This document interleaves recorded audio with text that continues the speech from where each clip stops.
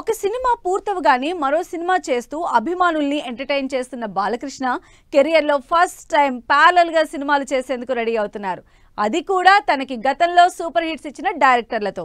మరి డైరెక్టర్స్ ఎవరో, బాలయ్య ప్యారలల్ గా టేకప్ చేయబోయే ప్రాజెక్ట్స్ ఏంటో ఈ స్టోరీలో తెలుసుకుందాం. కెరియర్లో ఇప్పటివరకు ఒకేసారి 2 సినిమాల్ని టేకప్ చేయని బాలకృష్ణ ఇప్పుడు రూట్ మార్చబోతున్నారు. ప్యారలల్ గా 2 భారీ సినిమాల్ని పట్టాలెక్కించేందుకు రెడీ అవుతున్నారు ఈ నందమూరి నటసింహం. ప్రజెంట్ బోయపాటి డైరెక్షన్ లో అఖండకి సీక్వెల్ గా తెరకెక్కుతున్న అఖండ 2 తాండవం సినిమాని కంప్లీట్ చేసే పనిలో ఉన్నారు బాలకృష్ణ.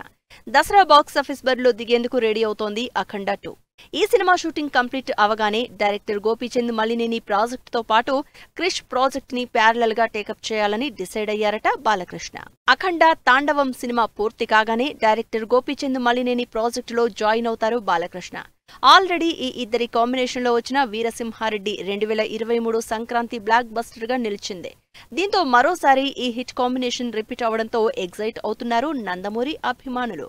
సినిమా అనౌన్స్మెంట్ కి సంబంధించిన పోస్టర్ క్యూరియాసిటీ పెంచేసింది. NBK111 వర్కింగ్ టైటిల్ గా ఈ సినిమాని పీరియాడిక్ యాక్షన్ డ్రామాగా తెరకెక్కిస్తున్నట్లు తెలుస్తోంది.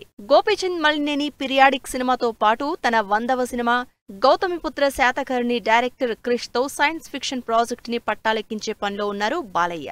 ఆదిత్య 369 కి సీక్వెల్ గా తెరకెక్కబోయే ఈ సినిమాని ఆదిత్య 999 గా గతంలోనే అనౌన్స్ చేశారు నటసింహం.